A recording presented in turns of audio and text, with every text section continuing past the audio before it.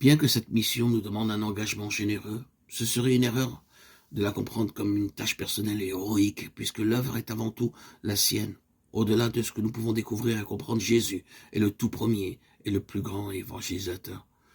Dans toute forme d'évangélisation, la primauté revient toujours à Dieu, qui a voulu nous appeler à collaborer avec lui et nous stimuler avec la force de son esprit. La véritable nouveauté est celle que Dieu lui-même veut produire de façon mystérieuse, celle qu'il inspire, celle qu'il provoque, celle qu'il oriente et accompagne de mille manières. Dans toute la vie de l'Église, on doit toujours manifester que l'initiative vient de Dieu, que c'est lui qui nous a aimés le premier, 1 Jean 4, 19, et que c'est Dieu seul qui donne la croissance, 1 Corinthiens 3, 7. Cette conviction nous permet de conserver la joie devant une mission aussi exigeante qui est un défi prenant notre vie dans sa totalité. Elle nous demande tout, mais en même temps, elle nous offre tout. Nous ne devrions pas non plus comprendre la nouveauté de cette mission comme un déracinement, comme un oubli de l'histoire vivante qui nous accueille et nous pousse en avant. La mémoire est une dimension de notre foi que nous pourrions appeler deutéronomique, par analogie avec la mémoire d'Israël. Jésus nous laisse l'Eucharistie comme mémoire quotidienne de l'Église, qui nous introduit toujours plus dans la Pâque, Luc 22, 19. La joie évangélisatrice brille toujours sur le fond de la mémoire reconnaissante. C'est une grâce que nous avons besoin de demander. Les apôtres n'ont jamais oublié le moment où Jésus toucha leur cœur. C'était environ la 10e heure, Jean 1, 39. Avec Jésus, la mémoire nous montre une véritable multitude de témoins. Hébreux 12, 1. Parmi eux, on distingue quelques personnes qui ont pesé de façon spéciale pour faire germer notre joie croyante. Souvenez-vous de vos chefs, eux qui vous ont fait entendre la parole de Dieu. Hébreux 13, 7. Parfois, il s'agit de personnes simples et proches qui nous ont initiés à la vie de la foi.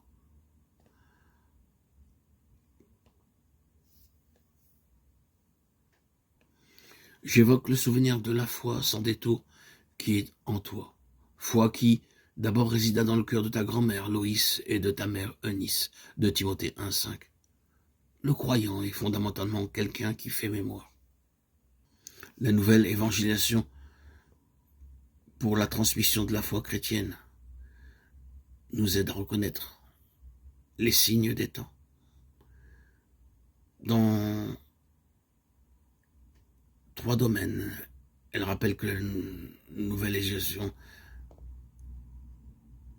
se réalise fondamentalement en premier lieu dans le domaine de la pastorale ordinaire, animée par le feu de l'esprit, pour embraser les cœurs des fidèles, qui fréquentent régulièrement la communauté et qui se rassemblent le jour du Seigneur pour se nourrir de sa parole et du pain de la vie éternelle. Il faut aussi inclure dans ce domaine les fidèles qui conservent une foi intense et sincère en l'exprimant de diverses manières, bien qu'ils ne participent pas fréquemment aux réunions. Cette pastorale alors s'oriente vers la croissance des croyants, de telle sorte qu'ils puissent répondre toujours mieux et par toute leur vie à l'amour de Dieu. En second lieu, rappelons le domaine des personnes baptisées qui pourtant ne vivent pas les exigences du baptême, qui n'ont pas une appartenance du cœur à l'Église et ne font plus l'expérience de la consolation de la foi. L'Église, en mère toujours attentive, s'engage pour qu'elles vivent une conversion qui leur restitue la joie de la foi et le désir de s'engager avec l'Évangile. Et enfin, remarquons que l'évangélisation est essentiellement liée à la proclamation de l'Évangile à ceux qui ne connaissent pas Jésus-Christ ou l'ont toujours refusé. Beaucoup d'entre eux cherchent Dieu discrètement, poussés par la nostalgie de son visage, même dans les pays d'anciennes traditions chrétiennes. Tous ont le droit de recevoir l'Évangile. Les chrétiens ont le devoir de l'annoncer sans exclure personne, non pas comme quelqu'un qui impose un nouveau devoir, mais bien comme quelqu'un qui partage une joie, qui indique un bel horizon, qui offre un banquet désirable. L'Église ne grandit pas par prosélytisme, mais par attraction.